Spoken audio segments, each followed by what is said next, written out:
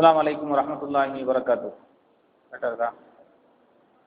அல்ஹம்துலில்லாஹி ரப்பில் ஆலமீன் வஸ்ஸலாத்து வஸ்ஸலாமு அலா ரசூலில் அமீன் வ அலா ஆலிஹி வ அஸ்ஹாபிஹி அஜ்மஈன். அம்மா பஅத்.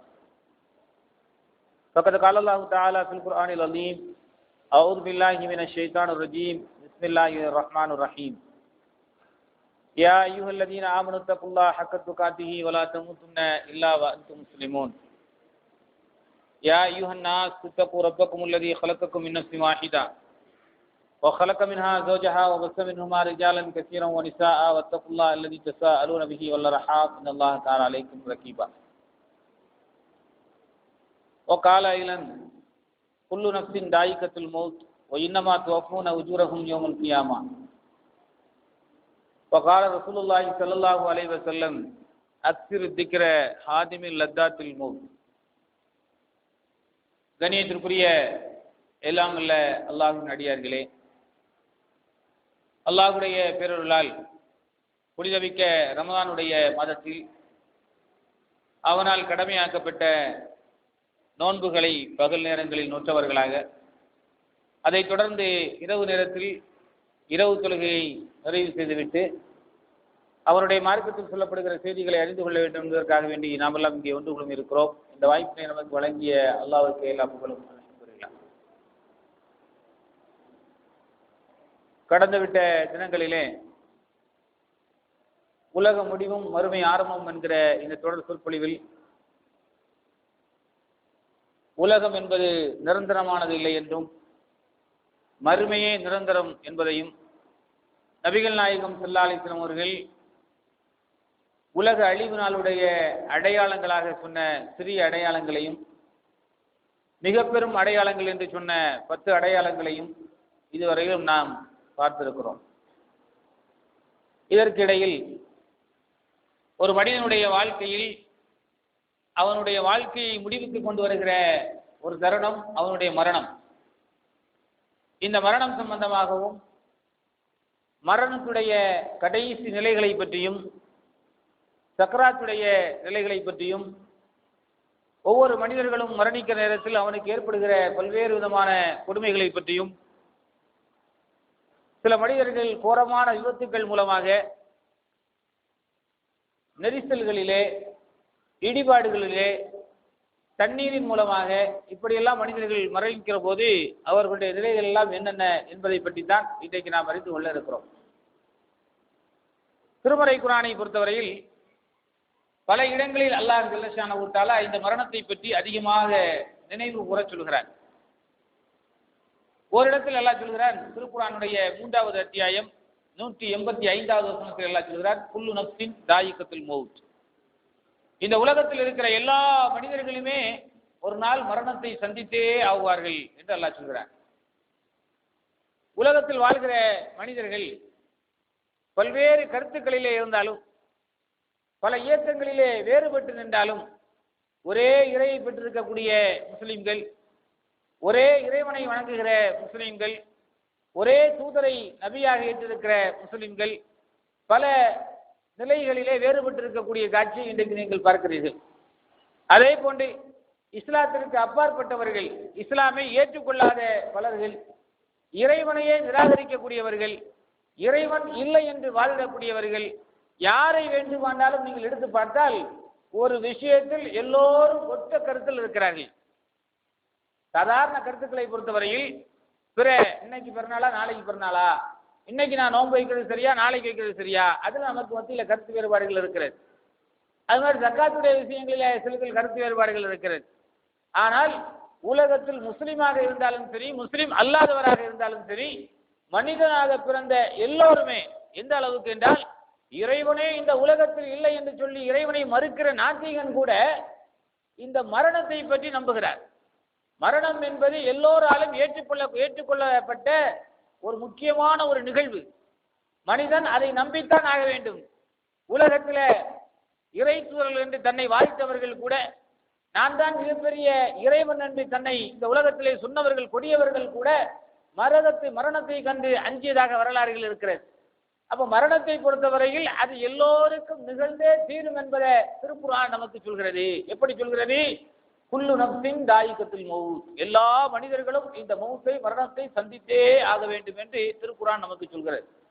அதே போன்று திருக்குர்ஆனுடைய இன்னொரு வசனத்தில் அல்லாஹ் சொல்கிறான், ஒமா தத்ரி நப்சுன் பி ஐயி அர்லின் தமூத், ஒமா தத்ரி நப்சுன் மாதா தக்ஸிபு கதா. நாளை ஒரு மனிதன் என்ன சம்பாதிப்பான் என்பதை ஒரு மனிதனுக்கு தெரியாது. நான் நாளைக்கு என்ன சம்பாதிப்பேன் என்பது எனக்கு தெரியுமா? தெரியாது. அதே போன்று ஒரு மனிதன் எந்த இடத்தில் மௌத்தாவான், ஒரு எந்த இடத்தில் அவன் மரணிப்பான் என்பது கூட அந்த மனிதனுக்கு தெரியாது என்பதை என்பதை திருமறை குர்ஆனுடைய வசனம் நமக்கு சொல்கிறது. திருக்குர்ஆனுடைய 31வது அத்தியாயம் 34வது வசனத்திலே அல்லாஹ் இந்த செய்தியை சொல்கிறார். அதே போன்று ஃபைதா ஜாஅ அஜலுஹும் லா யஸ்தகிருன ஸாஅத்தன் வலா யஸ்தக்திமூன், ஒரு மனிதனுடைய அஜல் வந்துவிட்டால், அஜல்னா தவணை, அவருடைய முடிவு காலம் தவணை வந்து விடுமையானால் லா யஸ்தகிருன ஸாஅ, ஒரு நிமிஷம் கூட அவன் முந்தப்படவும் மாட்டான் பிந்தப்படவும் மாட்டான். அதற்குரிய நேரத்தில் கரெக்டா செஞ்சிருவான், அல்லாஹ் பிடித்து விடுவான் எடுத்து விடுவான் என்பதை திருக்குர்ஆனுடைய 16வது அத்தியாயம் 61வது வசனத்தில் அல்லாஹ் சொல்கிறார். அதே போன்று இன்னொரு அத்தியாயத்தில் அல்லாஹ் திருக்குர்ஆனுடைய 63வது அத்தியாயம் 9 முதல் 11வது வசனங்கள் வரையிலும் உள்ள வசனங்களில் அல்லாஹ் சொல்கிறான், யா அய்யுஹல்லதீன ஆமனூ, ஈமான் கொண்டவர்களே, லா துல்ஹிக்கும் அம்வாலுக்கும் வலா அவுலாதுக்கும் அன் திக்ரில்லாஹ், நீங்கள் உங்களுடைய குழந்தை செல்வம், உங்களுடைய பொருளாதாரம், உங்களுடைய செல்வம், இது எல்லாவற்றையும் விட அல்லாஹ்வை வணங்குவதை விட இதெல்லாம் உங்களை மறுத்து விடக்கூடாது, மறைத்து விடக்கூடாது. இறைவனை வணங்குவதை விட்டும் இந்த பொருளாதாரம், குழந்தை செல்வம் இதெல்லாம் என்ன செய்யக்கூடாது, உங்களை தடுத்து விடக்கூடாது என்று அல்லாஹ் திருக்குர்ஆனுடைய இந்த வசனத்திலே சொல்கிறான். தொடர்ந்து சொல்கிறான், வன்ஃபிகு, நீங்கள் செலவு செய்யுங்கள், மிம்மா ரஸக்னாக்கும், உங்களுக்கு நான் வழங்கியதிலிருந்து செலவு செய்யுங்கள். எப்ப செலவு செய்யணும்? மின் கப்லி ஐ யஅதிய அஹதகுமுல் மௌத், உங்களில் ஒருவர் மரணம் அடைவதற்கு முன்னாலேயே நான் என்ன செல்வத்தை அவருக்கு வழங்கியிருக்கிறேனோ அதில் இருந்து அவர் செலவு செய்ய வேண்டும் என்று அல்லாஹ் திருக்குர்ஆனுடைய 63வது அத்தியாயம் 9 முதல் 11வது வசனம் வரையில் உள்ள வசனங்களிலே அல்லாஹ் சொல்கிறார். அதே போன்று ஒரு மனிதனுடைய மரண தருவாயில் மனிதன் என்னெல்லாம் புலம்புவான் என்பதை திருமறை குர்ஆனுடைய 3வது அத்தியாயம் 145வது வசனத்திலே அல்லாஹ் சொல்கிறான். எப்படி சொல்கிறான் என்றால், ஹத்தா இதா ஜா அஹதுஹுல் மௌத், உங்களில் ஒருவருக்கு மரணம் வந்து விடுமையானால் கால ரப்பிர்ஜிஊன், மரணம் வரக்கூடிய நேரத்தில் அந்த மனிதன் சொல்வானா, யா அல்லாஹ் என்ன கொஞ்சம் திருப்பிரு, என்ன கொஞ்சம் திருப்பி அனுப்பிரு, லஅல்லி அமல் சாலிஹன் ஃபீமா, நான் எதையெல்லாம் ஃபீமா தரக்து, நான் எதையெல்லாம் விட்டு வந்தேனோ அந்த மாதிரியான நல்ல காரியங்களை எல்லாம் நான் செய்ய வேண்டும், அதனால எனக்கு கொஞ்சமான அவகாசம் கொடு என்று என்ன செய்வானா அல்லாஹ்விடத்துல மனிதன் கெஞ்சுவான் என்பதை அல்லாஹ் திருமறை குர்ஆனுடைய இந்த வசனத்திலே சொல்லிவிட்டு அல்லாஹ் அதற்கு பதில் சொல்வானா, கல்லா இன்னஹா ஹுவ கலிமத்துன் காயிலுஹா ஹுவ காயிலுஹா, நீ சொல்கிற வெட்டு வார்த்தை, நீ சொல்கிற பிரயோஜனம் இல்லாத பொதுபோக்கான வார்த்தையை தான் நீ சொல்கிறாயே தவிர திரும்ப இந்த உலகத்துக்கு நான் உன்னை அனுப்பினாலும் இந்த மாதிரியான தவறான காரியங்களை தான் இந்த உலகத்திலே செய்து கொண்டிருப்பாய் என்பதையும் அல்லாஹ் மரணத்தை பற்றி ஒரு எச்சரிக்கை இந்த வசனத்திலே சொல்கிறார். அதே போன்று ஒமா கானலி நப்சின் அன் தமூத இல்லா பீதினில்லாஹி கிதாபும் முஅஜ்ஜலா, அல்லாஹ் இன்னொரு வசனத்திலே சொல்கிறார், எந்த உயிரினமும் அல்லாஹ்வுடைய உத்தரவின்றி அதனுடைய உத்தரவுக்கு முன்னாலே எந்த உயிரும் என்ன செய்யாது, மரணிக்காது. அல்லாஹ்வுடைய உத்தரவின் பேரில் அல்லாஹ் எப்போது அதற்குரிய கட்டளையை விடுகிறானோ அதற்கு அப்போதான் என்ன செய்யும், இந்த மரணமே ஏற்படும் என்பதை அல்லாஹ் இந்த வசனத்திலே சொல்கிறான். நபிகள் நாயகம் ஸல்லல்லாஹு அலைஹி வஸல்லம் சொன்னார்கள், என்னுடைய சமூகத்திலே சமூக மக்களுடைய வயது எந்த அளவுக்கு இருக்கும் என்றால், ஒவ்வொரு உம்மத்தி மின் 60 சனத்தன் இலா 70 சனத்தன், என்னுடைய சமூகத்தில் உள்ள உம்மத்துக்குரிய வயது என்ன தெரியுமா, 60 முதல் 70 வரையில. நபிகள் நாயகம் ஸல்லல்லாஹு அலைஹி வஸல்லம் அவர்கள் சொன்ன செய்தி, என்னுடைய சமுதாயத்தில் இருக்கக்கூடிய உம்மத்துகளுக்கு 60 முதல் 70 வரையிலும் உள்ள வயது தான் இந்த உலகத்திலே அவர்கள் வாழ்வார்கள். நமக்கெல்லாம் ஒரு சந்தேகம் ஏற்படலாம், 90 வயசு வரையில் வாழக்கூடியவர்கள் இருக்கத்தானே செய்கிறார்கள், சில பேர் 100 வயதுக்கு மேல தாண்டி வாழக்கூடியவர்களை பேப்பர்ல நம்ம பார்க்க தானே செய்கிறோம். இந்த மாதிரியான சந்தேகங்கள் ஏற்படத்தான் செய்கிறது. நபிகள் நாயகம் ஸல்லல்லாஹு அலைஹி வஸல்லம் காலத்திலேயே பெருமானார் ஸல்லல்லாஹு அலைஹி வஸல்லம் அவர்கள் எந்த வயசில் மரணித்தார்கள், 63வது வயசில் மரணித்தார்கள். அதே போன்று நபிகள் நாயகம் ஸல்லல்லாஹு அலைஹி வஸல்லம் காலத்தில் வாழ்ந்த அபூபக்கர் ரலியல்லாஹு அன்ஹு, உமர் ரலியல்லாஹு அன்ஹு, அலி ரலியல்லாஹு அன்ஹு, இந்த நபித்தோழர்கள் எல்லாம் கிட்டத்தட்ட 60லிருந்து 63 வரையிலும் உள்ள இந்த 3 வயசு, 60லிருந்து 63 வரையிலும் உள்ள வயதுக்குள்ளதான் என்ன செஞ்சார்கள், இந்த 3 நபித்தோழர்களுமே மரணித்தார்கள். அதே போன்று உஸ்மானுடைய ரலியல்லாஹு அன்ஹுடைய மரணத்தை நீங்கள் எடுத்துக்கொண்டால் 88வது வயதுல உஸ்மான் ரலியல்லாஹு தஆலா அவர்கள் மரணித்தார்கள். அதே போன்று நபித்தோர்களுக்கு பின்னால் வந்த இமாம்கள், இமாம் அபூ ஹனீஃபாவை பொறுத்தவரையில் அவருடைய வயது 70 இருக்கக்கூடிய நேரத்தில் அவர் மரணிக்கிறார். அதே போன்று ஹம்பலி இமாம் 79வது வயதுல மரணிக்கிறார். ஷாஃபி இமாம் 54வது வயதுல மரணிக்கிறார். மாலிக் இமாம் 86 அதில் மரணிக்கிறார். இப்படி சில மனிதர்கள் விதிவிலக்காக இருக்கிறார்கள். ரசூலுல்லாஹ்வுடைய சமூகத்திற்கு முன்னாடி உள்ள நபிமார்களுடைய பொறுத்த வரைக்கும் அது வேற விஷயம். அவர்கள் பல ஆண்டுகள் வாழ்ந்தார்கள். நூஹ் அலைஹிஸ்ஸலாம் அவர்கள் 950 காலம் பிரச்சாரம் செய்தார்கள், வாழ்ந்தார்கள் என்று திருமறை குர்ஆன் சொல்கிறது. அது வேற. ரசூலுல்லாஹ் என்னுடைய உம்மத்தில் இருக்கக்கூடிய மக்களை பொறுத்தவரையில 60 முதல் 70 வரை 70க்குள்ளதான். அன்னைக்கு அதெல்லாம் குறைஞ்சு போச்சு. ஒரு கட்டத்தில் 60 70 இருந்துச்சு. இன்றைக்கு சின்னஞ்சிறு பருவத்திலேயே இளைஞனாக இருக்கக்கூடிய நேரத்திலேயே மனிதனுடைய மரணம் நம்மை அடைந்து கொண்டிருக்கிறது. இதே சராசரி இந்த 60 என்று சொல்றாரு ரசூல் ஸல்லல்லாஹு அலைஹி வஸல்லம் அவர்கள். இந்த 60 தான் எதிர்த்து வச்சிருக்கிறார்கள் நம்முடைய நாட்டில். உலகம் ஃபுல்லா எதிர்த்து வைத்திருக்கிறார்கள். ரிட்டையர்மெண்ட்டுடைய ஏஜ் என்ன 60 தான். இந்த 60 தான் வச்சிருக்கிறார். ரசூல் ஸல்லல்லாஹு அலைஹி வஸல்லம் கரெக்டாக சொன்னாங்க 60லேருந்து 70 தான் என்னுடைய சமூகம். 60 ஆயிடுச்சுன்னா ரிட்டையர்ட், அவ்வளோதான், வீட்டில் ஏறி உட்கார வேண்டியதுதான் என்பது போன்ற ரசூல் ஸல்லல்லாஹு அலைஹி வஸல்லம் முன்னறிவிப்பு கூட இது. அப்போ மனிதனுடைய பொறுத்தவரையில் அவனுடைய வயசுகள் எப்படி வேணாலும் வித்தியாசப்படலாம். 60ன்னு சொன்னா அது ஒரு வயசு இருந்தால் வாழுவான் என்பது அல்ல. அதற்கு முன்னால் கூட இறைவன் நாடினால் அவனை எடுத்து விடுவான். சின்ன பருவத்தில் எடுத்து விடுவான், அறியாத பருவத்தில் எடுத்து விடுவான், நடந்து கொண்டு போகக்கூடிய நேரத்தில் எடுத்து விடுவான், கார்ல போகிற நேரத்தில் விபத்தின் மூலமாக, இடிபாடுகளின் மூலமாக, வெள்ளப்பெருக்குகள் மூலமாக, பூகம்பத்தின் மூலமாக, கடுமையான நெருக்கடிகள் மூலமாக, இப்படியெல்லாம் மரணம் மனிதன் என்ன செய்கிறது? தேடி தேடி மரணம் வந்து கொண்டே இருக்கிறது என்பதை அல்லாஹ் திருக்குர்ஆனிலே பல்வேறு இடங்களிலே சொல்கிறான். ஒரு இடத்துல அல்லாஹ் சொல்றான், 62வது அத்தியாயம் 8வது வசனத்தில் அல்லாஹ் சொல்றான், குல் நபியே நீங்கள் சொல்லுங்கள், இன்னல் மௌத்தல்லதி தஃபிர்ரூன மின்ஹு, நபியே இந்த மரணத்தை கண்டு அவர்கள் எங்கே விரண்டு ஓடுகிறார்கள்? இன்னஹு முலாக்கீக்கும், எந்த மரணத்தை கண்டு நீங்கள் விரண்டு ஓடுகிறீர்களோ அந்த மரணம் எங்கிருந்தாலும் உங்களை என்ன செய்யும்? வந்து அடைந்தே தீரும் என்பதை அல்லாஹ் இந்த வசனத்திலே சொல்கிறார். அடுத்து 4வது அத்தியாயம் 78வது வசனத்தில் அல்லாஹ் சொல்றான், ஐனமா தக்கூனு யுத்ரிக்குமுல் மௌத் வலவ் குன்தும் ஃபீ புரூஜின் முஸய்யதா, நீங்கள் கடினமாக கட்டப்பட்ட, பலமாக கட்டப்பட்ட இரும்பு கோட்டைகளிலே நீங்கள் இருந்தாலும் சரி, கடுமையான கோட்டைகளிலே நீங்கள் இருந்தாலும் சரி, உங்களை மரணம் வந்து அடைந்தே தீரும் என்பதை அல்லாஹ் திருக்குர்ஆனிலே சொல்கிறான். நபிகள் நாயகம் ஸல்லல்லாஹு அலைஹி வஸல்லம் காலத்திற்கு முன்னால் வாழ்ந்த எத்தனையோ நபிமார்கள் எல்லாம் பற்றி உங்களுக்கு தெரியும். ஹூத் அலைஹிஸ்ஸலாத்து வஸ்ஸலாம், ஆதி சமூகத்தை எல்லாம் நீங்கள் எடுத்து பார்த்தால் அல்லாஹ் திருக்குர்ஆனிலே சொல்கிறான், ஓ தன்ஹிதூனல் ஜிபால புயூதா, மலைகளுக்கு மேலே அவர்கள் மலைகளுக்கு மேலே உட்கார்ந்து அந்த மலைகளை குடைந்து அந்த மலைகளுக்கு மேலே இருந்தார்கள். அவர்களை கூட மரணம் விடல.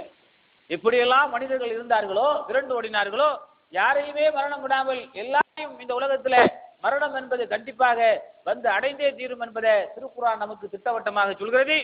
அதனால் எந்த மனிதனையும் மிச்சம் வைக்க விடாமல், பேலன்ஸாக எந்த மனிதனையும் விட்டு விடாமல் எல்லா மனிதரும் மரணித்தே தீர்வார் என்பதை திருமறை குர்ஆன் நமக்கு தெளிவாக சொல்கிறது.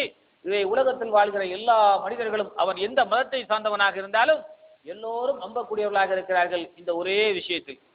இப்ப மனிதனுடைய மரண தருவாய் எப்படி இருக்கும்?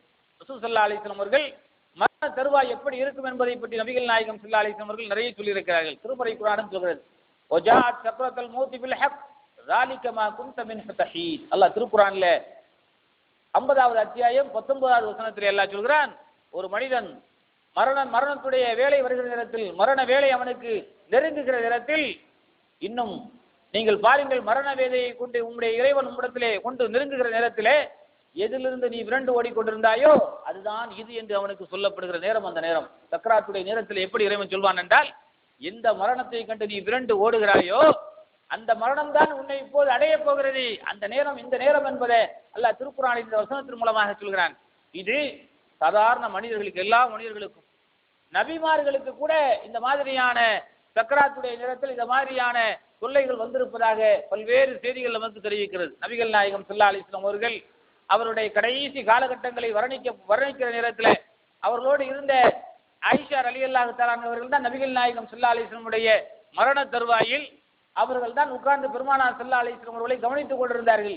அவர்கள் சொல்கிற செய்திகளை எல்லாம் நீங்கள் பார்த்தால், ஒரு முறை நபிகள் நாயகம் ஸல்லல்லாஹு அலைஹி வஸல்லம் உடைய அன்பு மனைவி ஆயிஷா ரலியல்லாஹு தஆலா அவர்கள் சொல்றாங்க, ரசூல் ஸல்லல்லாஹு அலைஹி வஸல்லம் அவர்கள் அவருடைய உடல் நலம் குன்றி இறை தூதர் அவர்கள் ஒரு தோல் பாத்திரத்திலேயோ அல்லது ஒரு பெரிய மர குவளையிலேயோ ஒரு நீரை கொண்டு வர சொல்கிறார்கள்.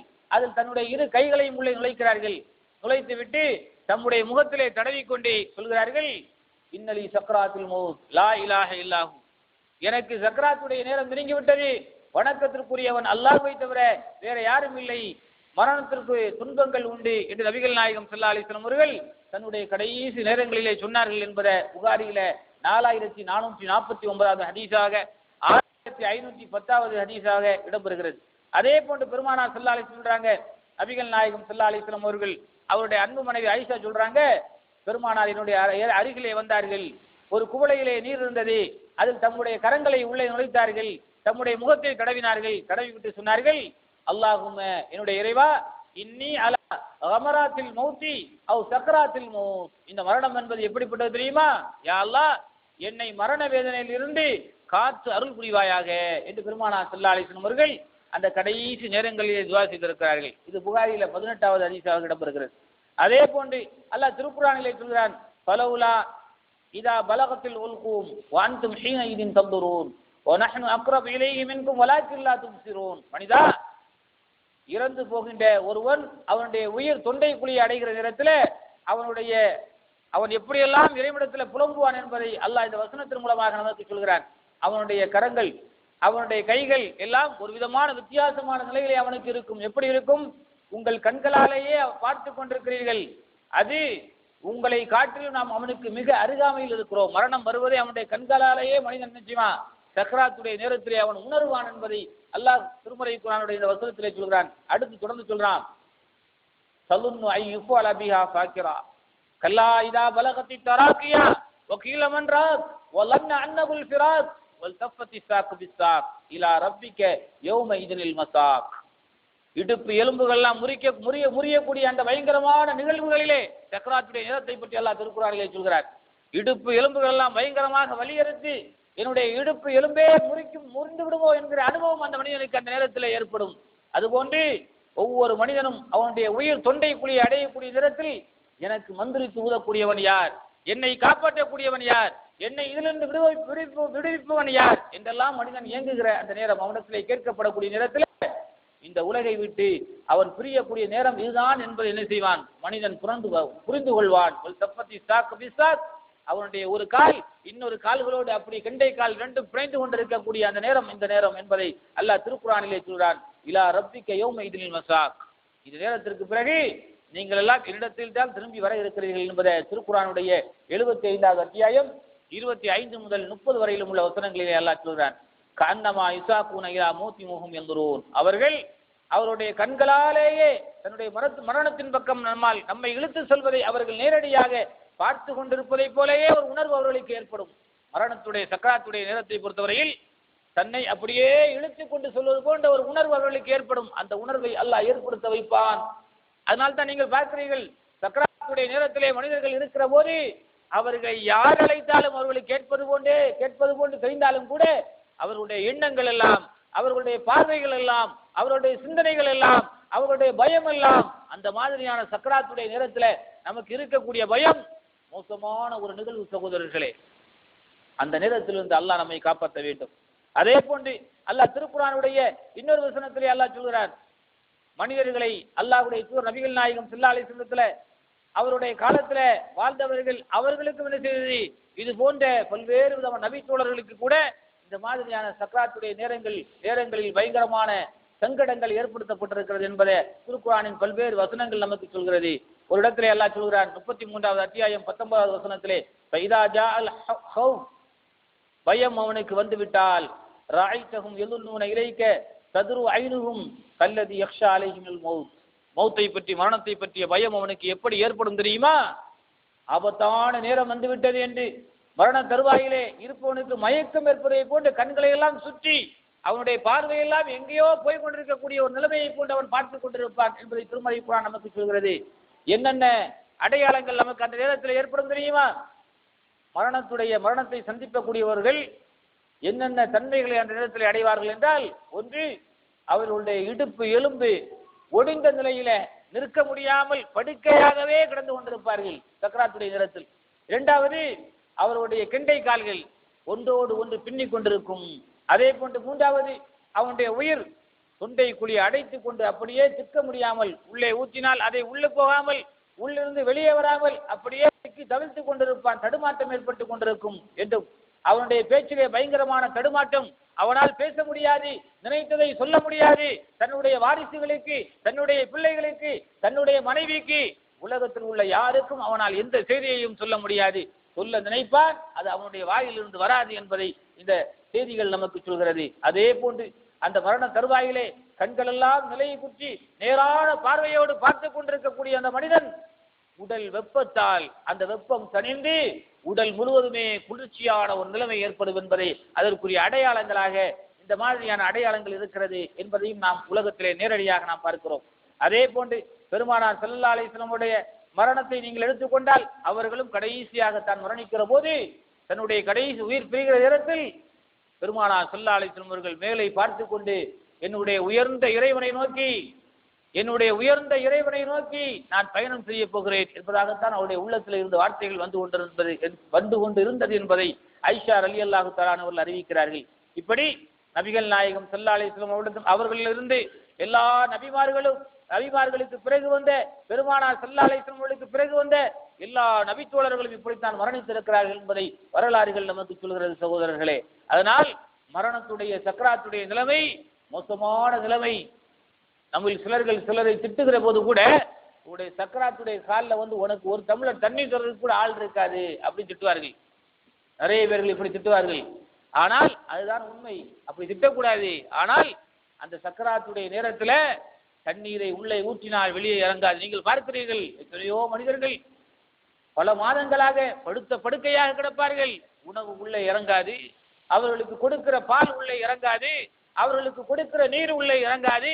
அவர்கள் என்ன சொல்ல நினைக்கிறார்களோ அதால் அவர்கள் சொல்ல முடியாது என்பது போன்ற இக்கட்டான நிலைமையிலே அவர்கள் இருந்து கொண்டிருப்பார்கள் என்பதையும் நாம் கண்கூடாக பார்த்து கொண்டிருக்கிறோம் சகோதரர்களே. பெருமானார் ஸல்லல்லாஹு அலைஹி வஸல்லம் அவர்கள் மரணித்ததற்கு பிறகு கிட்டத்தட்ட நபிகள் நாயகம் ஸல்லல்லாஹு அலைஹி வஸல்லம் அவர்கள் ஒரு திங்கட்கிழமை அன்றைக்கு மரணம் அடைகிறார்கள். பெருமானார் ஸல்லல்லாஹு அலைஹி வஸல்லம் அவர்கள் அன்ன ரசூலுல்லாஹி ஸல்லல்லாஹு அலைஹி வஸல்லம் துவஃபிய யௌமுல் இஸ்னைன், திங்கட்கிழமை நபிகள் நாயகம் மரணிக்கிறார்கள். ஒதுஃபின யௌமுஸ் சுலஸா, புதன்கிழமை நபிகள் நாயகம் ஸல்லல்லாஹு அலைஹி வஸல்லம் அவர்களை நல்லடக்கம் செய்யப்படுகிறது. எத்தனை நாளா இருக்கு? திங்கட்கிழமை நபிகள் நாயகம் மரணிக்கிறார்கள், செவ்வாய் புதன் ஒரு நாள் விட்டு அதுக்கு அடுத்த நாள் தான் என்ன செய்யறாங்க, பெருமானார் ஸல்லல்லாஹு அலைஹி வஸல்லம் அவர்களை அடக்கம் செய்கிறார்கள். ஏன், அதற்கு என்ன காரணம் என்பதை நாம் முதல்ல புரிந்து கொள்ள வேண்டும். ஏன்னா நபிகள் ஏன் அவ்வளவு நாள் நம்ம ரசூலுல்லாஹ்வுடைய உடலையே 2 நாள் வச்சிருக்காங்களே அப்படின்னு நினைக்க கூடாது. நபிகள் நாயகம் ஸல்லல்லாஹு அலைஹி வஸல்லம் மரணித்தார்கள் என்றால் அதற்கு பிறகு சில சம்பவங்கள் நடைபெற்றது.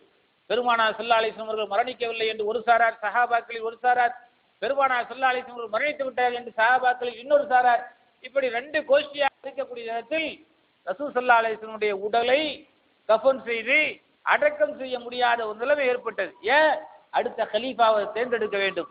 ரசூல் ஸல்லல்லாஹு அலைஹி வஸல்லம் அடுத்த கலீஃபா வந்ததற்கு பிறகுதான் அதற்குரிய ஆக்ஷன். அடுத்த ரசூல் ஸல்லல்லாஹு அலைஹி வஸல்லம் எங்கே அடக்குவது, அவர்களை கஃன் செய்வது, யாருடைய வீட்டுக்கு பக்கத்தில் அடக்குவது, எங்கே அடக்குவது என்பது போன்ற பிரச்சனைகள் இருக்கிற காரணத்தினால முதல்ல நபிகள் நாயகம் மரணித்தார்களா இல்லையா என்கிற ஒரு சர்ச்சை, அதையெல்லாம் தீர்த்து ரசூல் ஸல்லல்லாஹு அலைஹி வஸல்லம் அடக்கம் செய்வது, எங்கே அடக்கம் செய்வது, பல்வேறு பிரச்சனைகள், பல்வேறு கருத்துக்கள் சொல்லப்படுகிறது. அதுக்கு பிறகு நபிமார்களை பொறுத்தவரையில் நபிமார்கள் எங்கே மரணிக்கிறார்களோ அங்கேதான் அவர்களுடைய உடல் அடக்கம் செய்யப்பட வேண்டும் என்பது விதி. அந்த அடிப்படையில் நபிகள் நாயகம் ஸல்லல்லாஹு அலைஹி வஸல்லம் ஆயிஷாவுடைய வீட்டிலே மரணித்தார்கள். அங்கேயே பெருமானார் ஸல்லல்லாஹு அலைஹி வஸல்லம் உடல் அடக்கம் செய்யப்பட்டது என்பதை நம்முடைய வரலாறுகளிலே நாம் பார்க்கிறோம். பெருமானார் ஸல்லல்லாஹு அலைஹி வஸல்லம் அவர்கள் கிட்டத்தட்ட 63 ஆண்டு காலங்கள் இந்த உலகத்திலே வாழ்ந்திருக்கிறார்கள். இப்படி மனிதனுடைய உயிர் ஒவ்வொரு நேரத்திலும் பிரிகிற நேரத்திலெல்லாம் மனிதன் மோசமான சூழ்நிலையை கண்டுகொண்டே இருப்பான் என்பதை திருமறை குர்ஆன் நமக்கு பல்வேறு இடங்களிலே சொல்கிறது. திருக்குர்ஆனுடைய 6வது அத்தியாயம் 61வது வசனத்தில் அல்லாஹ் சொல்கிறான், இதா ஜா அஹதுஹுல் மௌத், உங்களில் ஒருவருக்கு மரணம் வந்துவிடக்கூடிய அந்த வந்துவிட்டால் அவன் அனுப்பிய வானவர்கள் அவனுடைய உயிரை கைப்பற்றுவார்கள்.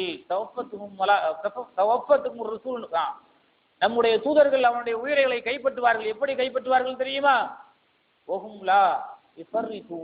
அவர்களோ தங்களுடைய கடமைகளை கரெக்டாக நிறைவேற்றுவது போல, எவ்வித குறையும் வைப்பது இல்லாமல், எந்த குறையும் இல்லாத அளவுக்கு கடமையை கரெக்டாக நிறைவேற்றுவது போல அவர் உயிரை கைப்பற்றக்கூடிய வானவர்கள் உயிரை கைப்பற்றிக் கொண்டிருப்பார்கள் என்பதை அல்லாஹ் இந்த வசனத்திலே நமக்கு சொல்கிறான்.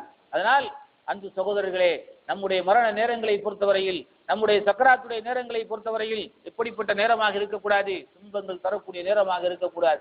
ஒரு உண்மையான மூமியினுடைய உயிர்கள் எப்படி கைப்பற்றப்படுமோ அப்படித்தான் நம் அனைவருடைய உயிர்களும் கைப்பற்றப்பட வேண்டும் என்பது நம்முடைய ஆசையாக இருக்க வேண்டும். என்றால் இறைவன் எந்த மாதிரியான வாழ்க்கையை வாழ வேண்டும் என்று நமக்கு சொல்கிறானோ அந்த வாழ்க்கையை நாம் வாழ்ந்து காட்ட வேண்டும்.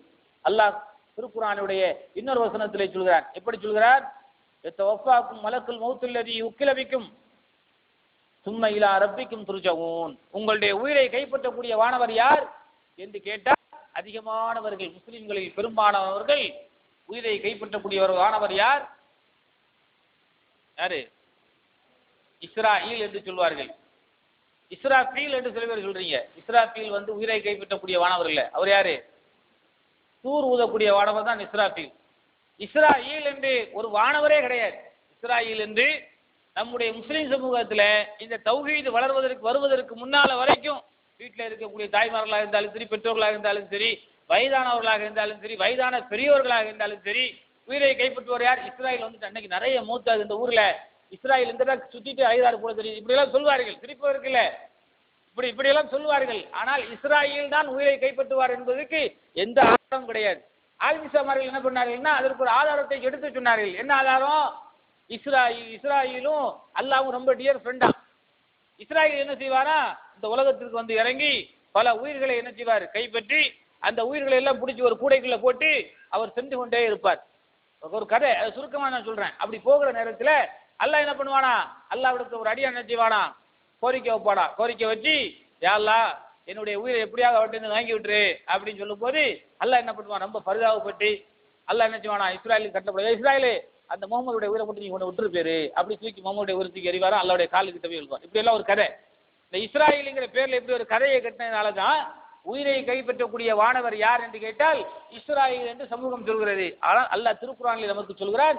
32வது அத்தியாயம் 11வது வசனம், அல்லதி உக்கிலபிக்கும் சும்ம இலா ரப்பிக்கும் துர்ஜஊன். எத்தவஃபாக்கும் மலக்குல் மௌத்துல்லதி உக்கிலபிக்கும் சும்ம இலா ரப்பிக்கும் துர்ஜஊன். மலக்குல் மௌத் என்று ஒரு வானவர் இருக்கிறார், உயிரை கைப்பற்றக்கூடியவர் அவர்தான். அவர் உங்களுக்கென்று நியமிக்கப்பட்ட மரணத்தின் வானவர்கள் மூலமாகத்தான் உங்களுடைய உயிர்கள் முழுமையாக கைப்பற்றப்படும், அவர்கள் தான் கைப்பற்றுவார்கள் என்பதை திருக்குர்ஆனுடைய 32வது அத்தியாயம் 11வது வசனம் நமக்கு சொல்கிறது. அதே போன்று கைஃப இதா தவஃபத்துல் மலாயிகத்து யத்ரிபூன உஜூஹக்கும் வஅத்பாரஹும். மலக்குமார்கள் என்ன செய்வார்கள்?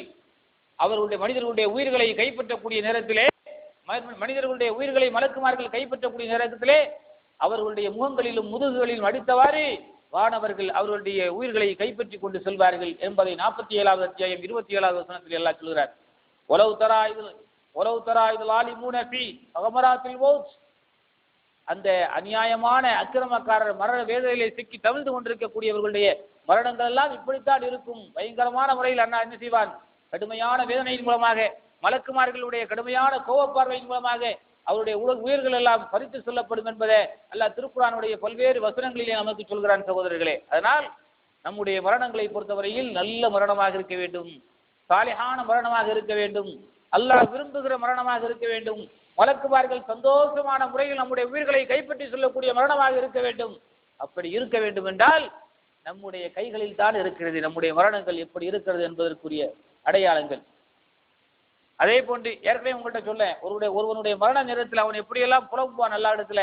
23வது அத்தியாயம் 99 100வது வசனத்தில் எல்லாம் சொல்கிறான். ஹத்தா இதா ஜா அஹதுல் மௌத் கால ரப்பி ர்ஜிஊனி லஅல்லி அமல் சாலிஹன் ஃபீமா தரக் கல்லா இன்னஹா கலிமத்துன் ஹுவ காயிலுஹா என்று அல்லாஹ் அதற்கு பதில் சொல்கிறான். ஒரு மனிதன் தன்னுடைய சக்கராத்துடைய உயிரை கைப்பற்றக்கூடிய நேரத்திலே மனிதன் என்ன செய்வான்? கடுமையான புலம்புவான்.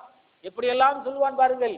அல்லாஹ்விடத்திலே சொல்வானா, ஹத்தா இதா ஜா அஹதுல் மௌத், ஒருவனுக்கு மரணம் ஏற்படுகிற நேரத்தில் கால ரப்பி என்னுடைய இறைவா இர்ஜிஊனி என்னை இந்த உலகத்திற்கு திரும்ப அனுப்பு, லஅல்லி அஅமல் சாலிஹா நல்ல சாலிஹான அமல்களை நான் செய்ய வேண்டும், ஃபீமா தரக் நான் எந்த அமல்களை செய்யாமல் விட்டு வந்தேனோ அதையெல்லாம் நான் செய்ய போறேன். அல்லாஹ் எனக்கு கொஞ்சம் அவகாசம் கொடு, என்னை கொஞ்சம் திருப்பி அனுப்பிடு இந்த உலகத்திற்கு அப்படின்னு அல்லாஹ்விடத்தில் அவன் முறையிடுவான். அல்லாஹ் சொல்வானா, கல்லா இன்னஹா கலிமத்துன் ஹுவ காயிலுஹா, நீ சொல்கிற சாதாரண வார்த்தை, நீ சொல்கிற சாதாரண வார்த்தை, உன்னை நான் திரும்ப விட்டாலும் அந்த அமல்களை நீ செய்ய போறது இல்லை என்பதை அல்லாஹ் ஜல்ல ஷானஹு தஆலா அந்த மனிதனுக்கு பதிலாக சொல்வான் என்பதையும் இந்த வசனத்தின் மூலமாக அல்லாஹ் நமக்கு தெரியப்படுத்துகிறான். சகோதரர்களே, ஒரு நல்ல மனிதன் மரணத்தின் வானவர்கள் அவனுடைய உயிரை கைப்பற்றக்கூடிய நேரத்தில் ஒரு நல்ல அடியாருடைய உயிர் எப்படி பறிக்கப்படும் தெரியுமா? நல்ல அடியார்கள் கெட்ட அடியார்கள் இரு சாரார்கள் இருப்பார்கள். நல்லவர்களுடைய உயிரை மலக்குமார்கள் எப்படி கைப்பற்றுவார்கள் என்றால், அதை இரு வானவர்கள் நல்ல சுகமான நறுமணம் வீசக்கூடிய வானவர்கள் வருவார்கள். வந்து அவனுடைய உயிர்களை கைப்பற்றுவார்கள். பூமியில் நல்லடியார்களோடு வாழ்ந்தவரின் உயிர்கள் எங்கே என்று கேட்டு அந்த உயிருக்கு வாழ்த்து சொல்லி அந்த வாழ்த்துக்களோடு இறைவனிடத்திலே கொண்டு சேர்ப்பார்கள். ஆனால் ஒரு கெட்ட பாவியுடைய உயிர் பறிக்கப்படக்கூடிய நேரத்தில் பயங்கரமான துர்நாற்றம், மோசமான வாடையோடு கூடிய நபிகள் நாயகம் ஸல்லல்லாஹு அலைஹி வஸல்லம் அவர்கள் சொல்றாங்க. நபி ஸல்லல்லாஹு அலைஹி வஸல்லம் அவர்கள் அதை சொல்லக்கூடிய நேரத்தில் கூட தம்முடைய கரங்களால் துணியை எடுத்து மூக்கை பிடித்துக் கொண்டு மோசமான வாசனை வீசக்கூடிய துர்நாற்றம் வீசக்கூடிய அளவுக்கு அவனுடைய உயிர்களை மலக்குமார்கள் கைப்பற்றுவார்கள். அல்லாஹ்விடத்திலே கொண்டு செல்லக்கூடிய நேரத்திலே அல்லாஹ் அதை வானவர்களால் சபிக்கப்பட்டு அவர்கள் நரகத்திலே தூக்கி எறியப்பட வேண்டும் என்று அல்லாஹ் ஆணையிடுவான் என்பதை நபிகள் நாயகம் ஸல்லல்லாஹு அலைஹி வஸல்லம் சொல்றாங்க. இது அபூ ஹுரைரா அறிவிக்கிற ஹதீஸ். முஸ்லிம்ல 6867வது ஹதீஸாக இடம்பெறுகிறது சகோதரர்களே. அதனால் நம்முடைய மரணங்களை பொறுத்தவரையில் எந்த மரணமாக இருக்க வேண்டும் என்பதை நாமே முடிவு செய்ய வேண்டும். கருணையின் வானவர்கள், அதாவது மலாயிக்கத்துர் ரஹ்மா, ரஹ்மத்துடைய வானவர்கள் நல்லடியார்களுடைய உயிர்களை எடுத்து செல்லக்கூடிய நேரத்தில் நறுமணம் பூசப்பட்ட வெண்ணிற பட்டாடைகளை கஃனாக எடுத்து வந்து நறுமணம் பூசி வெண்ணிற நல்ல பட்டாடைகளை கொண்டு வந்து அந்த பட்டாடைகளிலே அவருடைய உயிர்களை வைத்து அதை பாதுகாப்பாக எடுத்து சொல்வார்கள். ஆனால் ஒரு பாவியின் அதாபுடைய மலைக்கு வரக்கூடிய நேரத்தில், ஒரு பாவியுடைய உயிரை கைப்பற்றக்கூடிய நேரத்தில் நெருப்பாலான துர்நாற்றம் அடிக்கக்கூடிய கந்தல் துணிகளால் கிழிக்கப்பட்ட ஒரு முழுமையான ஒரு துணி கூட இல்லாத முறையில் அந்த துணியை கொண்டு வந்து அதன் மூலமாக அவனை சுற்றி அதன் மூலமாக அவனுடைய உயிர் பறிக்கப்படும் என்பதை நபிகள் நாயகம் ஸல்லல்லாஹு அலைஹி வஸல்லம் சொல்றாங்க. இது அபூ ஹுரைரா அறிவிக்கிற ஹதீஸ். முஸ்லிம்ல நசையில 1810வது ஹதீஸாக இடம்பெறுகிறது. அப்படியானால் நாம் எந்த வகையை சார்ந்தவர்களாக இருக்க வேண்டும் என்பதை நாமே முடிவு செய்ய வேண்டும் சகோதரர்களே. நபிகள் நாயகம் ஸல்லல்லாஹு அலைஹி வஸல்லம் அவர்கள் மரண தருவாயில் மனிதர்கள் எப்படியெல்லாம் மனிதர்கள் அலறுவார்கள், எப்படியெல்லாம் மனிதர்கள் மோசமான முறையில் கத்துவார்கள் என்பதையெல்லாம் பல்வேறு அடையாளங்களின் மூலமாக நமக்கு சொல்லி இருக்கிறார்கள். எந்த அளவுக்கு என்றால் அல்லாஹ் திருக்குர்ஆனிலே சொல்கிறான். 7வது அத்தியாயம் 40வது வசனத்திலே எப்படிப்பட்ட வசனம் தெரியுமா? இந்த வசனம் நபிகள் நாயகம் ஸல்லல்லாஹு அலைஹி வஸல்லம் அவர்கள் சஹாபாக்களுக்கு சொல்கிற நேரத்தில் எல்லாம் சஹாபாக்களே கண் கலங்குகிற ஒரு வசனம். ரசூல் ஸல்லல்லாஹு அலைஹி வஸல்லம் சொல்றாங்க, லா துஃபத்தஹ் லஹு அப்வாபுஸ் ஸமா வலா யதுகுலூனல் ஜன்னah ஹத்தா யல்ஜல் ஜமல் ஃபீ ஸம்மில் கியாத். ஒரு மனிதன் கெட்ட பாவியினுடைய கெட்ட அடியானுடைய உயிர்கள் கைப்பற்றக்கூடிய நேரத்திலே அவனுடைய முதுகிலும் அவனுடைய பயங்கரமான முகங்களிலும் மலக்குமார்கள் அடித்து அவனுடைய கைப்பற்றுவார்கள். அவனுடைய நரம்புகள் எல்லாம் தெரித்து ஓடும். அந்த அளவுக்கு அவர்களுடைய கஃன் துணிகள் எல்லாம் இட்டு போகக்கூடிய அளவுக்கு பயங்கரமான முறையில் அவர்கள் துன்புறுத்தப்படுவார்கள். அவர்களை பற்றி சொல்கிற நேரத்தில் அவர்கள் கொண்டு போகக்கூடிய நேரத்தில் வானத்திலே அவர்கள் கொண்டு போகக்கூடிய நேரத்தில் லா துஃபத்தஹ் லஹு அப்வாபுஸ் ஸமா, அவர்களுக்காக வானம் திறக்கப்படாது. வலா யதுகுலூனல் ஜன்னah, அவர்கள் சொர்க்கத்திற்கே நுழைய முடியாது. ஹத்தா யல்ஜல் ஜமலு ஃபீ ஸம்மில் கியாத், எப்படி ஊசியின் காதில் ஒட்டகம் நுழைவது போன்று எப்படி நுழைவது இயலாதோ அது போன்று இவர்கள் சொர்க்கத்திற்கே போக முடியாது. ஏன்னா அந்த அளவுக்கு அநியாயம் செய்தவர்கள், இறைவனை மறுத்து வாழ்ந்தவர்கள், இறைவனுக்கு இணை வைத்து வாழ்ந்தவர்கள், இறைவனை நம்ப மறுத்து இறைவன் இருக்கிறான் என்பதை நம்பினாலும் கூட அவனுக்கு இணையாக பல்வேறு விதமான கற்பனைகளை செய்து கொண்டு வாழ்ந்தவர்கள். அதனால் இவர்கள் சொர்க்கத்திற்கு போக முடியாது என்பதை திட்டவட்டமாக அல்லாஹ் ஜல்ல ஷானஹு தஆலா இந்த வசனத்தின் மூலமாக நமக்கு சொல்கிறான் சகோதரர்களே. அப்படியானால் நம்முடைய மரணம் எப்படி இருக்க வேண்டும் என்பதை நாமே சிந்தித்து பார்க்க வேண்டும் சகோதரர்களே.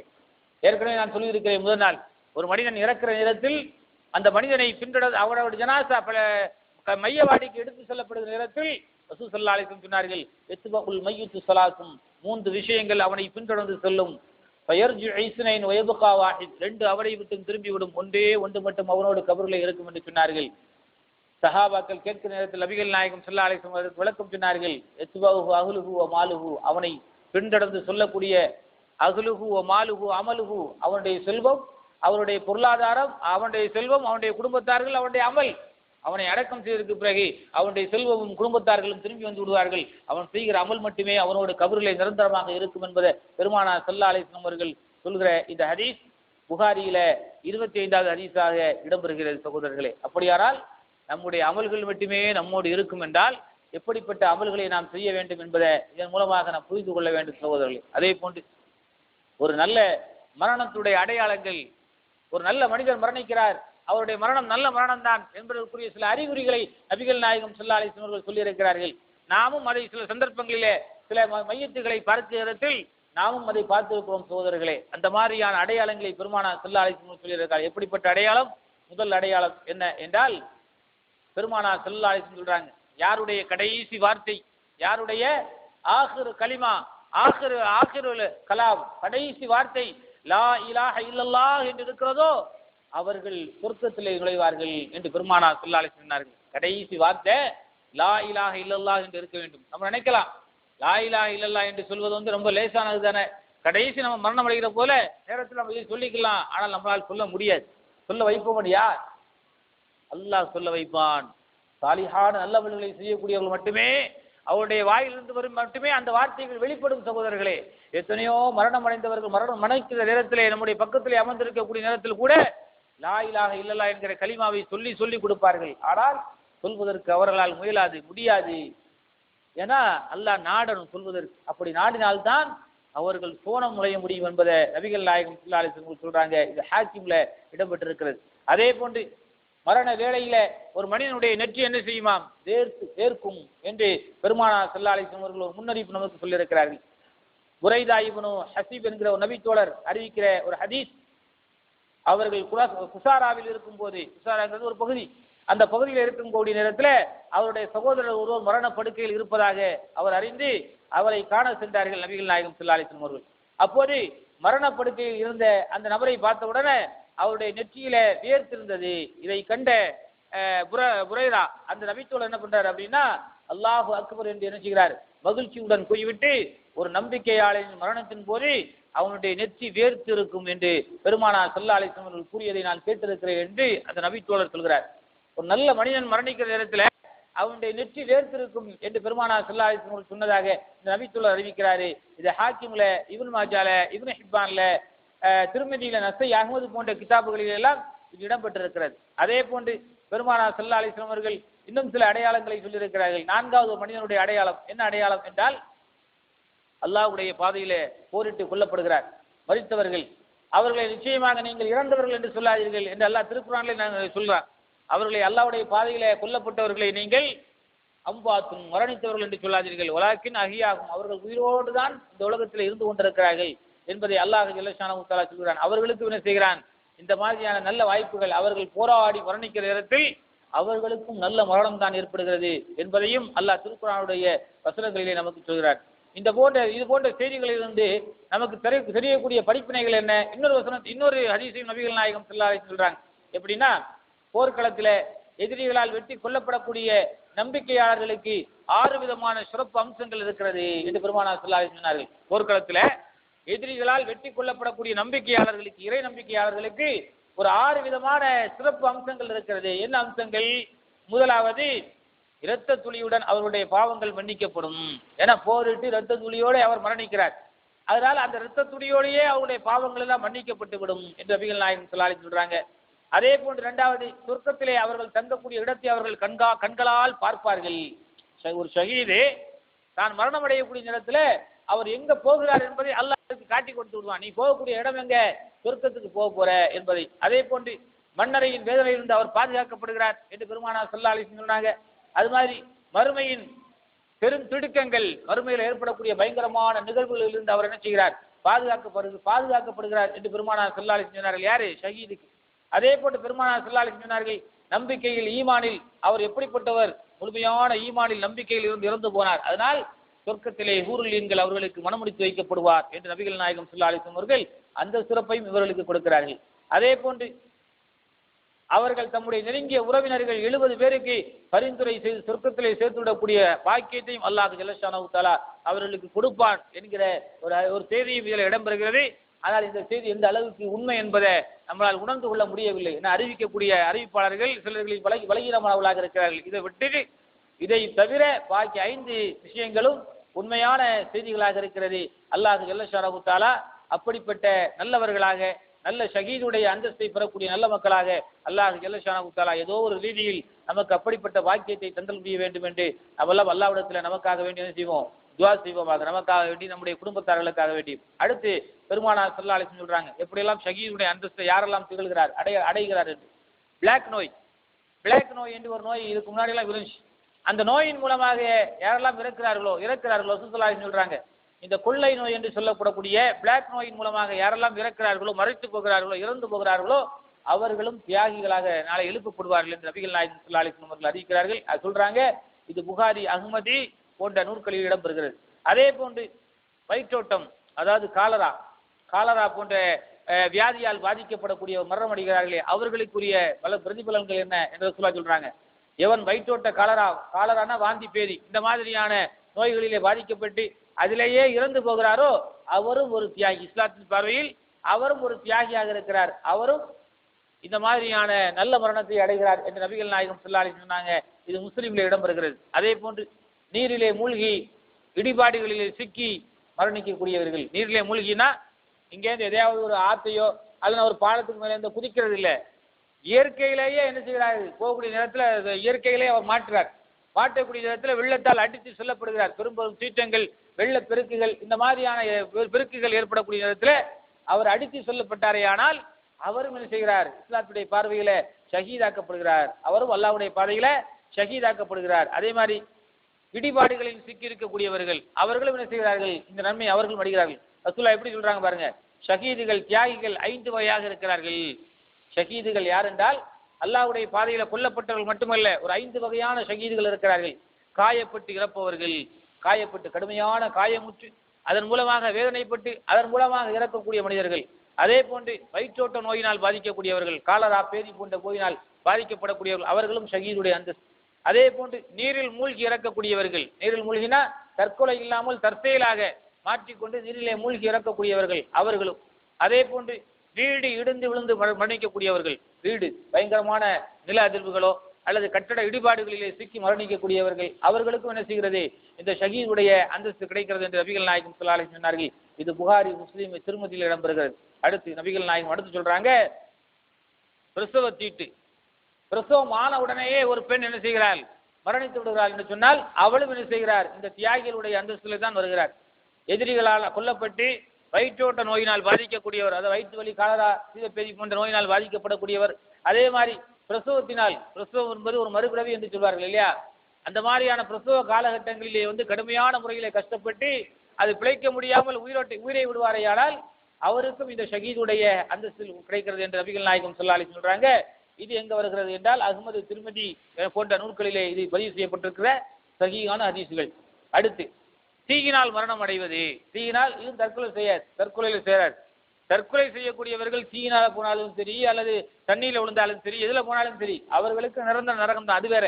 தீயினால் என்று சொன்னால் சாதாரணமான முறையில ஒரு அவர் இருந்து கொண்டிருக்கிறார், வேலை பார்க்கிறார் அல்லது எங்கேயாவது உட்கார்ந்து இருக்கிறார், எதிர்பாராத விதத்தில் அவர் தீயினால் பாதிக்கப்பட்டு கரிந்து அப்படியே இல்லாமல் ஆக்கப்படுகிறார். அவரும் என்ன செய்கிறார், இந்த மாதிரியான தீ காயங்களில் இருந்து அவர் அப்படியே இறந்து விடுவாரையானால் அவருக்கும் ஷஹீதுடைய அந்தஸ்து கிடைக்கிறது என்று நபிகள் நாயகம் ஸல்லல்லாஹு அலைஹி வஸல்லம் சொன்னார்கள். அதே போன்று காசா நோயிலே மரணிக்கக்கூடியவர், இது ஒரு டவுட் இருக்கு நமக்கு. காசா நோய் என்னது, டிபி, இழுப்பு இருக்குல்ல, இந்த மாதிரியான நோய்கள். இந்த இழுப்பை மரணிக்கக்கூடியவர்களும் என்ன செய்கிறார்கள், ஷஹீதுடைய அந்தஸ்து வருகிறார்கள்.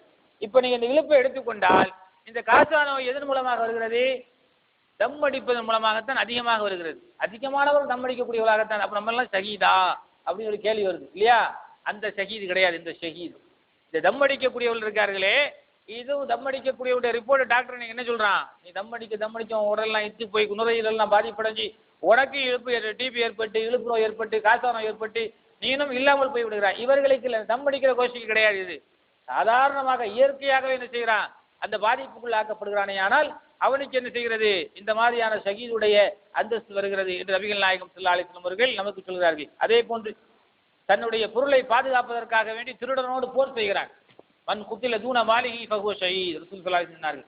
எவன் ஒருவர் தன்னுடைய பொருளை தற்காத்துக் கொள்வதற்காக வேண்டி ஒரு திருடனோட சண்டையிட்டு அதிலே கொல்லப்படுகிறானோ அவன் ஷஹீத் என்று பெருமானார் ஸல்லல்லாஹு அலைஹி வஸல்லம் சொன்னார்கள்.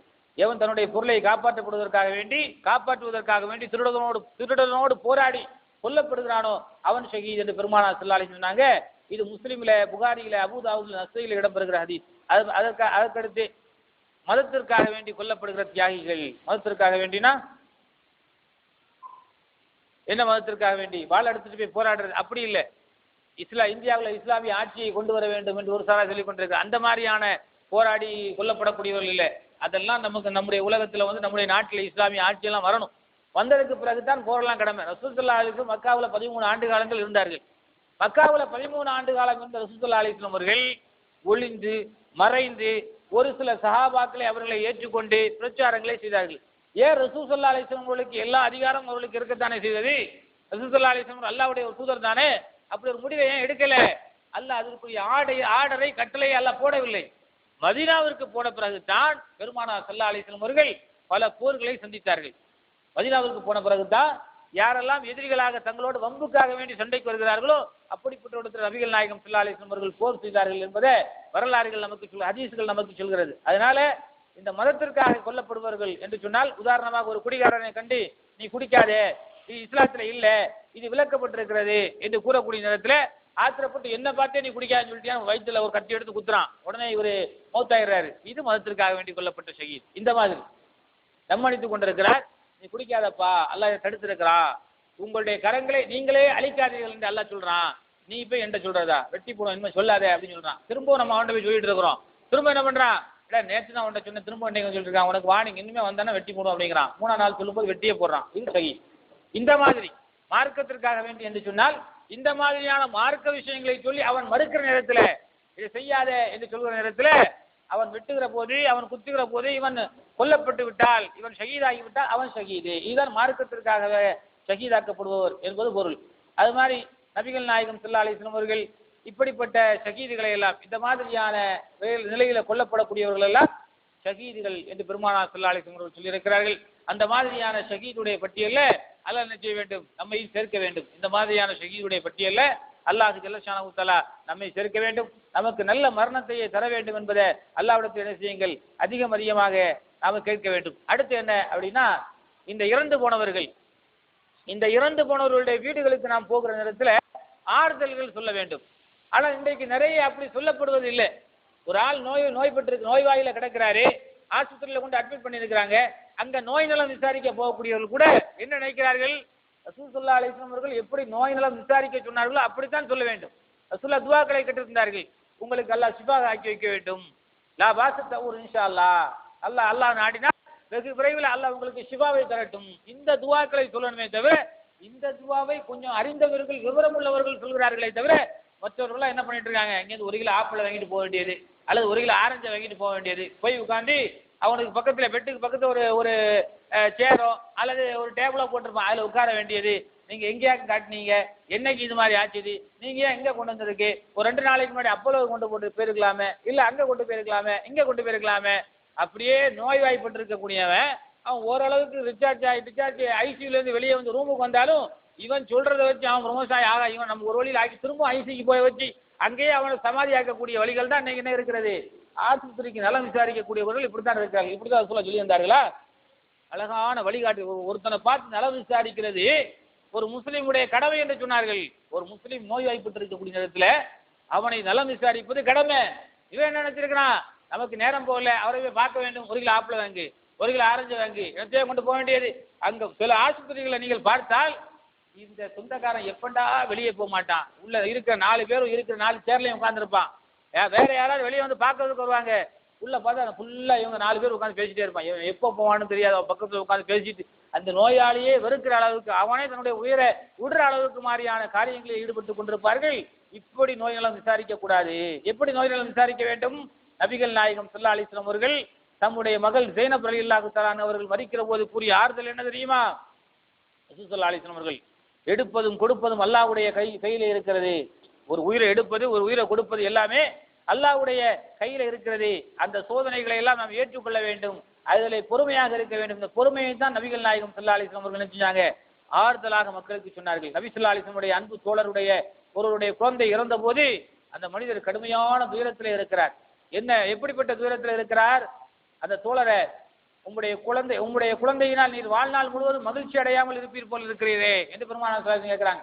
உன் குழந்தை இறந்த உடனே பயங்கரமான சோகத்திலே நீங்கள் இருந்து கொண்டிருக்கிறீர்கள், அப்படி சோகத்திலே இருக்காதீர்கள். அந்த குழந்தை மறுமையிலே சொர்க்கத்துடைய வாசலை உமக்காக திறந்து வைக்க வரும். அந்த குழந்தை என்ன செய்யுமா? மறுமையில சொர்க்கத்துடைய வாசலை உமக்காக வேண்டி திறந்து வைக்க வேண்டும் என்று நீங்கள் விரும்புகிறீர்களா? அப்படின்னா ஆமா விரும்புறேன் யார சொல்லலாம். அப்படின்னா என்ன? ரசூல் ஸல்லல்லாஹு அலைஹி வஸல்லம் சொல்றாங்க, அல்லாஹ்வின் தூதரே எனக்கு சொல்லுங்கள், அக்குழந்தை எனக்கு முன் சென்று எனக்காக வேண்டி சொர்க்கத்துடைய வாசலை திறந்து வைக்க விரும்பும் என்று ரசூல் ஸல்லல்லாஹு அலைஹி வஸல்லம் அவர்கள் பதிலளித்தார்கள். உனக்கு முன்னாடி அந்த குழந்தை சொர்க்கத்துக்கு போய் தன்னுடைய தந்தைக்காக வேண்டி என்ன செய்யும்? சொர்க்கத்துடைய வாசலை திறந்து வைத்து நீங்கள் கவலைப்படாதீர்கள் என்று அந்த குழந்தை ஆறுதல் சொல்லக்கூடிய அளவிற்கு அந்த நாளிலே பயங்கரமான மகிழ்ச்சிகள் ஒரு குழந்தையின் மூலமாக ஏற்படும் என்று பெருமானார் ஸல்லல்லாஹு அலைஹி வஸல்லம் சொன்னார்கள். அதுவாறு நபிகள் நாயகம் ஸல்லல்லாஹு அலைஹி வஸல்லம் அழ வேண்டும். ரசூல் ஸல்லல்லாஹு அலைஹி வஸல்லம் அவர்களும் சரி மற்ற சஹாபாக்களும் சரி இறக்கிற நேரத்தில் ஆதங்கத்தால் ஒரு பிரிவின் காரணத்தினால் பாசத்தின் காரணத்தினால் அழுதிருக்கிறார்கள். நபிகள் நாயகம் ஸல்லல்லாஹு அலைஹி வஸல்லம் தன்னுடைய மகன் இறக்கிற நேரத்தில், இப்ராஹிம் இறக்கிற நேரத்தில் 16 மாத சிறுவன் குழந்தையாக இருக்கிற நேரத்தில் நபிகள் நாயகம் ஸல்லல்லாஹு அலைஹி வஸல்லம் மகனை அல்லாஹ் எடுத்துக் கொள்கிறார். அப்ப ரசூலுல்லாஹ் என்ன பண்றாங்க? அழுகிறார்கள். சஹாபாக்கள் கேட்கிறாங்க, யார சொல்லலாம் நீங்க அல்லாஹ்வுடைய தூதராச்சே, நீங்களே அழுது கொண்டிருக்கிறீர்களே என்று ரசூல் ஸல்லல்லாஹு அலைஹி வஸல்லம் கேட்கிறாங்க. நான் என்னப்பா? அல் ஐனு சதுமான், என்னுடைய கண்களில் இருந்து கண்கள் வடிகிறது, நான் ஒரு மனிதன் தானப்பா, எனக்கும் இரக்கங்கள் இருக்கிறது தானப்பா என்று ரசூல் ஸல்லல்லாஹு அலைஹி வஸல்லம் அவர்கள் அழுகையை இப்படித்தான் வெளிப்படுத்த வேண்டும். சில வீடுகளில் நீங்க பார்த்தீங்கன்னா இந்த மரண நேரத்தில் அழுகிற அழுகை பயங்கரமான மோசமான, அவன் இருந்த காலத்தில் கூட அவனை அப்படி புகழ்ந்திருக்க மாட்டார்கள். அவன் இறந்ததுக்கு பிறகு இவன் நல்ல மனுஷன், இவனையா அல்லாஹ் கிடைச்சி அந்த எழுத்த வீட்டில் ஒருத்தன் உட்கார்ந்துருக்கான், அவன் வீட்டில் எடுத்துருக்க கூடாதா? இந்த பக்கத்து வீட்டில் ஒருத்தன் உட்கார்ந்துருக்கான், நாசமா போனான், எப்போ பார்த்தாலும் வீட்டில் தெருப்பில் போகிற நேரத்தை பைக்கில் வேகமாக போகிறான், வேகமாக வரான், இவன் எங்கே விழுந்து சாக மாட்டான், அவனை உயிரை எடுக்க மாட்டானா? என் பிள்ளை இப்படியே பார்த்துருந்தான். அந்த பையன் அப்பாவிலாம் பேசுறதுக்கே காசு கொடுக்கணும். எப்போ? இறந்ததற்கு பிறகு. இருக்கிற நேரத்தில் கண்டுக்கிடவே மாட்டான், கண்ணே தெரியாது.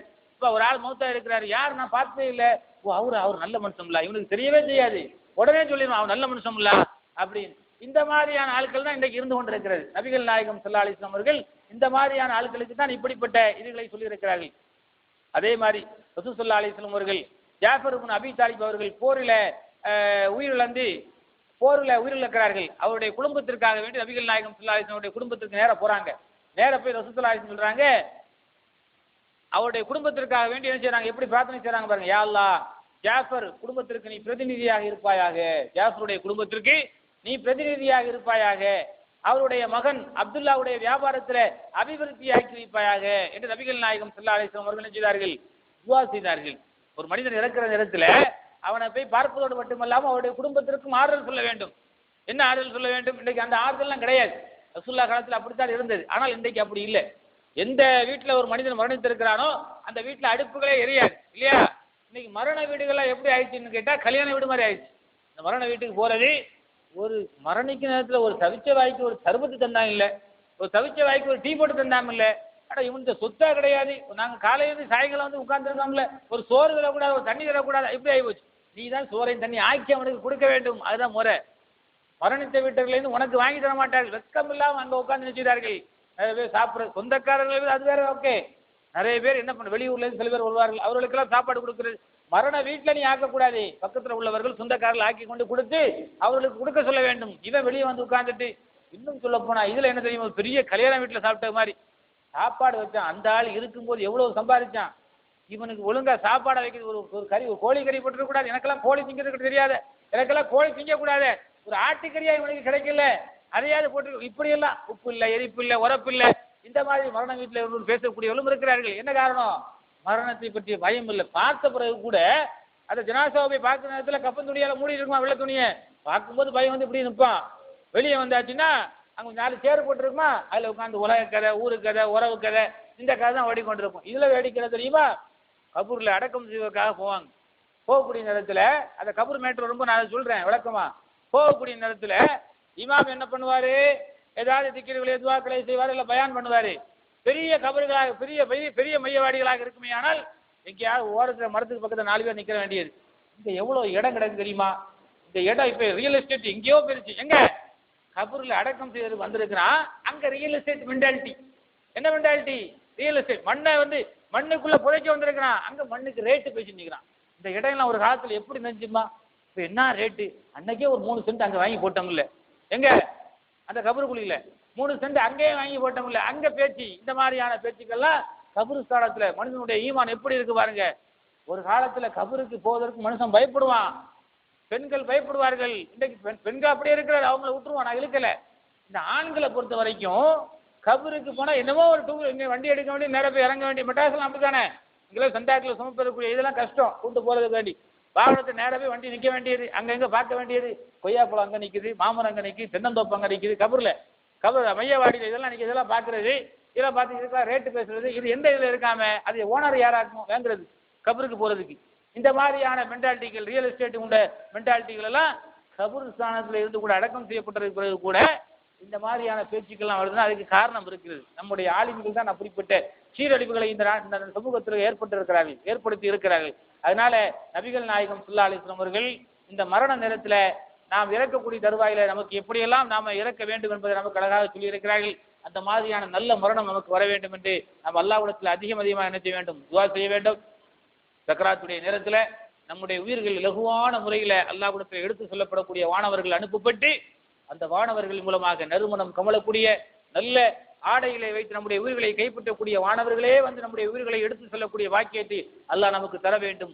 அதே மாதிரி கபருடைய வேதனையிலிருந்து அல்லாஹ் நம்மை காப்பாற்ற வேண்டும். குடும்பங்களுக்கு சென்று மரணங்களை விசாரிக்கக்கூடியவர்கள் நபிகள் நாயகம் ஸல்லல்லாஹு அலைஹி வஸல்லம் சொன்னார்கள், ஒரு மனிதன் மரணித்து விட்டால் 3 நாட்கள் என்ன செய்யலாம், அவருக்காக வேண்டி ஓரளவுக்கு மனசுல கொஞ்சம் கவலை இருக்கத்தான் செய்யும். தந்தை இழந்தால், மகன் இழந்தால், மனைவி இழந்தால், சொந்தக்காரர்கள் இருந்தால், உறவுக்காரர்கள் இருந்தால், நண்பர்கள் இருந்தால் அந்த கவலை உடனே எல்லாம் போகாது. ஏன்னா அப்படிதான் பண்ண மனிதனை படைத்திருக்கிறான். அந்த கவலை உள்ளத்தில் இருக்கும். ஒரு 3 நாட்கள் என்ன செய்ய வேண்டும், கடையை பூட்டுறது, வேலைக்கு போகாம அந்த 3 நாட்கள் மாறியாக நமக்கு இருக்கத்தான் செய்யும். போக போக என்ன செய்யலாம், அதை மாற்றிக்கொள்ள வேண்டும். இன்றைக்கு ஹசன் ஹுசைனை பொறுத்தவரையில அவர்களெல்லாம் இறந்து பல ஆண்டுகள் கடந்து விட்டது. ஆனால் இன்றைக்கு ஹசன் ஹுசைனுக்காக வேண்டி துக்கம் அனுஷ்டிக்கக்கூடியவர்கள் இன்றைக்கு இருக்கத்தான் செய்கிறார்கள் இல்லையா. அவர்கள் இறந்தார்கள் என்பதற்காக வேண்டி, அவர்கள் கொல்லப்பட்டார்கள் என்பதற்காக வேண்டி மார்புகளை அடித்துக் கொண்டு, தங்களுடைய சட்டைகளை கிழித்துக் கொண்டு, பயங்கரமான முறையில தங்களை கோரப்படுத்திக் கொண்டு அலையக்கூடியவர்கள் இருக்கிறார்கள். ஏன் இஸ்லாத்தை பற்றி தெரியல. அல்லாஹ்வுடைய நபிகள் நாயகம் ஸல்லல்லாஹு அலைஹி சொல்றாங்க, யார் ஜாகிலியாக்களுடைய அறியாமை கால செயல்களை செய்கிறார்களோ அவர்கள் எல்லாம் அவர்களை சார்ந்தவர்கள். சட்டையை கிழித்து கோபமாக முறையில் நம்மளை அடித்துக் கொண்டு தங்களை கடுமையான முறையில ஒப்பாரி வைத்து அழக்கூடியவர்கள் இவர்கள் எல்லாம் அந்த மதத்தை அவர்களுடைய மதத்தை அவங்க மதங்களை சார்ந்தவர்கள் என்று பெருமானார் ஸல்லல்லாஹு அலைஹி வஸல்லம் அவர்கள் கடுமையான முறையில எச்சரிக்கிறார்கள். அதனால் நம்முடைய குழந்தைகள் இருந்தால் கூட அந்த குழந்தைகளுக்காக வேண்டி நம்ம கவலைப்படுவோம். ஆனால் அந்த சின்ன குழந்தைகள் மறுமை நாளிலே நமக்கு என்ன செய்யும் என்றால் நம்மை சொர்க்கத்திற்கு கூட்டி சொல்வதற்கு, அழைத்து சொல்வதற்கு உறுதுணையாக இருக்கும். அல்லாஹ் வந்து அந்த குழந்தைகளை சொர்க்கத்திற்கு அனுப்புகிற நேரத்தில் அந்த குழந்தை கேட்குமா, யா அல்லாஹ் என் வாப்பாவையும் என் அம்மாவையும் கொஞ்சம் கூட அனுப்பினேன் அப்படின்னு சொல்லும்போது அல்லாஹ் என்ன பண்ணுவானா, அல்லாஹ் நம்மள மாதிரி கிடையாது, ரொம்ப இறக்கமுள்ளவனாச்சே. அல்லாஹ் என்ன பண்ணுவானா, பாப்பா உண்மையும் போங்க கூட அப்படின்னு. எவ்வளவு பெரிய பாக்கியம். ஏன், அழகான ஒரு குழந்தையை உனக்கு கொடுத்து அதை பறித்திருந்தேன். அந்த காரணத்தினால குழந்தையை இழந்தவர்களுக்கு கூட அந்த சொர்க்கத்துக்குரிய வாய்ப்பு லகுவான முறையில் கிடைக்கிறது என்றால் அல்லாஹ் ஜல்ல ஷானஹு தஆலா எப்படிப்பட்ட ஒரு பண்பாளனாக இருக்கிறார் என்பதை நாம் புரிய வேண்டும். அல்லாஹ் ஜல்ல ஷானஹு தஆலா எது மாதிரியான நிலைமைகளை நமக்கு வைத்திருக்கிறானோ அந்த மாதிரியான நல்ல நிலைமைகளை நமக்கு என்ன செய்ய வேண்டும், மரணம் அடைய வேண்டும். கடைசியாக உங்களுக்கு ஒரு செய்தி, இப்படி மரணம் அடையக்கூடியவர்கள் அவர்களுக்காக வேண்டி நம்ம செய்வோம், கடைசியாக தொலை வைப்போம், தொழுகையில் ஒரு பிரார்த்தனையும் செய்வோம். இப்படி தொலை வைக்கக்கூடியவர்களாக நம்ம இருக்கணும். யார் இருக்கணும், நம்முடைய வாப்பா இறந்தா நம்ம தொலை வைக்கணும். அந்த பாக்கியம் கிடைக்கணுங்க. நிறைய பேர் என்ன செய்வாங்க தெரியுமா, ஏதாவது ஆலிம்சா யாரு சொந்தக்காரங்களா அவங்களுக்கு, ஆலிம்சா ஒருவேளை தொலை வைப்பார். உனக்கு ஒரு இது இருக்கிறது என்ன, எனக்கு வந்து கல்வி அறிவில் கொஞ்சம் குறைவு இருக்கிறது, ஆலிம்சா நான் கொண்டு விட்டு துவா செஞ்சாருன்னா அவர் கொஞ்சம் நல்ல துவா கேட்பாரு, அதனால அவர் அப்படி ஒரு நன்மையை நீங்க நடனீங்கன்னா அது விட்டு கொடுக்கலாம். ஆனால் ஏகப்பட்ட பல நம்மள மாதிரி ஆலிம்சாக்கள் பிரச்சனை கிடையாது. ஒன்றுமே தெரியாத ஆலிம்சாக்கள் இருக்காங்க. அவன் என்ன ஓதுவான், அந்த ஆலிம்சா இனத்தையோ ஓதுவான். யாருக்கு, உங்க வாப்பாக்கு அதுவா கேட்பாவன்.